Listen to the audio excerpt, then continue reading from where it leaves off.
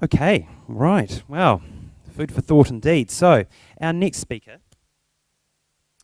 is Professor Bruce Arroll. He is the Head of Department of General Practice and Primary Health Care at the School of Population Health, University of Auckland. I haven't actually had a chance to meet Bruce face to face, so now's my first show. It's great to meet you. We asked Bruce the same questions. What is a word that, could you sum yourself up, the essence of you in one word? And Bruce gave us polymath. And I was intrigued. I was thinking, perhaps he's tongue-in-cheek on that one. I'm not sure.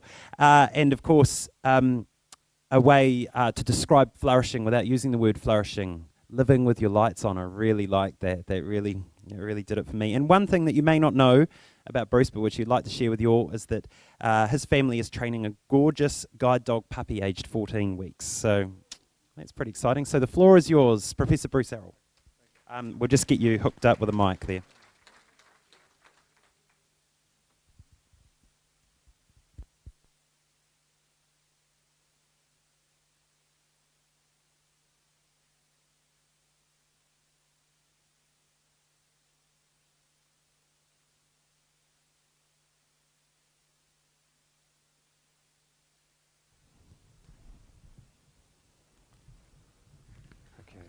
Kia ora tātou, everybody.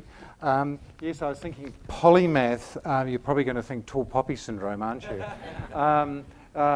It means somebody who's interested in higher learning and broad learning. I'm actually more interested in broad learning than higher learning.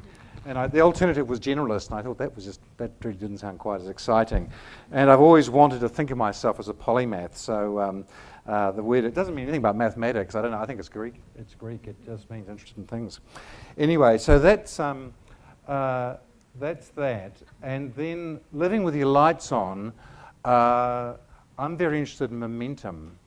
Those of you interested in the concept of flow will probably understand that. And this is the guide dog puppy.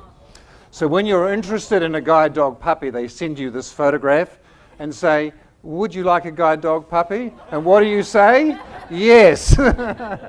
So we're a bit grandchild deficient at the moment, and so we're getting up half an hour to an hour earlier in the morning. He did wake up in the night to have to go outside, but it's amazing how well they train. And he comes up later in the picture, so he's quite a bit bigger than that now.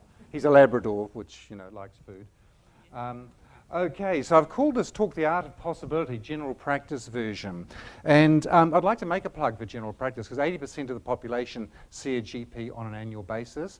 And we know that a good healthcare system has a good primary healthcare system. So you look at the countries in the world with the best healthcare systems, and New Zealand has a pretty good one, I have to say. You look at the worst ones like the United States, and they don't have a good primary care system.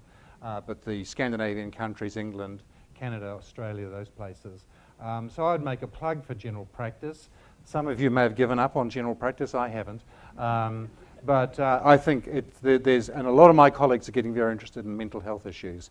I think it's part of the feminizing of general practice. The younger GPs are very interested in mental health issues. I think as our society has become psychologically mature, I think the difference between now and 30 years ago is enormous, if you look at the John Kirwan experience. So I'm going to talk about three things. I'm going to talk about non-flourishing. Very grateful for Hugh for introducing me to flourishing, because I hadn't heard of the concept before he sent me the first emails this year. I'm going to talk about three things I do in general practice, which I think contribute to flourishing. I want to just talk a little bit about dealing with core beliefs, because I think one of the issues that we don't flourish is the issue of core beliefs, and it's something I've just discovered in the last couple of years. Many of you may know lots about it. Some of you may never have heard the term. And then I've got a little big idea. Here we've got ideas this afternoon, so I've got a little big idea. And I've got quite interested in this guy, Benjamin Zander. You may have heard of him. He's the conductor of the Boston Philharmonia. He's about 70. And if you go to YouTube and put in Ben Zander landmark video, it's about 7 minutes. And one of his quotes is, "It's all invented anyway. So we might as well invent a story or framework of meaning that enhances our quality of life and the life of those around us." And it's a very inspiring video. He invites people to sit in the front row. He's got an audience in front of me, so I'd like the back row to come to the front row. This isn't a geographical space, it's a space of being. So And in the end, he says, if something goes wrong, just say, how fascinating. Try that on the golf course next time. So I show it to medical students and I show it to patients, actually. And most people come away feeling pretty inspired after seeing it. It's only 7 minutes, so it's not a lifetime. You might have heard of Glenn Cahoon. He's sort of the GP poet. And he talked at our college conference last year. And the thing he remembered from medical school, and this is what happens to doctors and medical students, was disorders of the Wolffian duct. Now, I've never seen a disorder of the Wolffian duct. They're extremely rare. You'd have to be a specialist in it, and then you'd only see one case a year. They're disorders of the kidneys and the genitalia. They're very rare, and he's never seen a case, you see, but what he does see every day in general practice is ache. Physical ache, mental ache, social ache, job ache, relationship ache, legal ache, financial ache, and no one taught him how to deal with ache.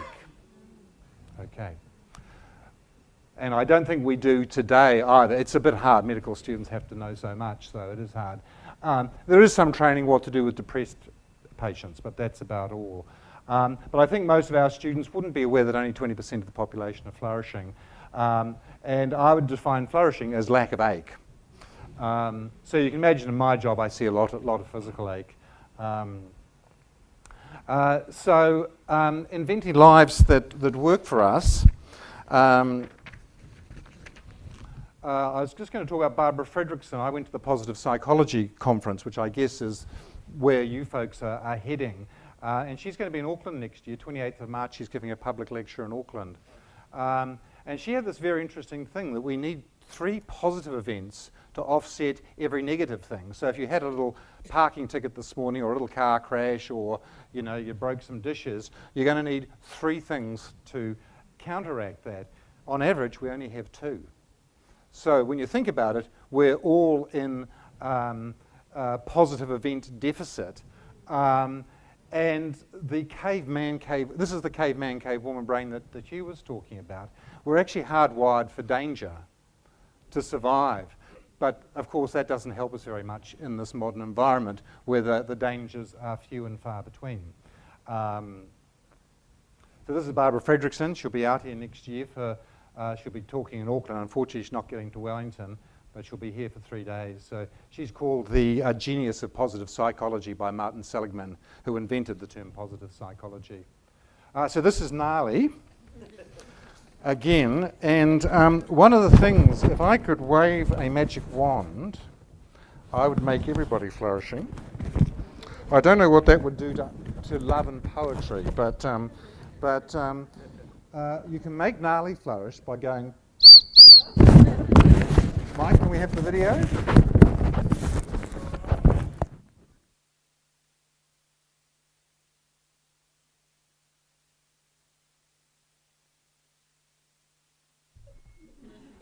Every time we feed him, we blow the whistle twice.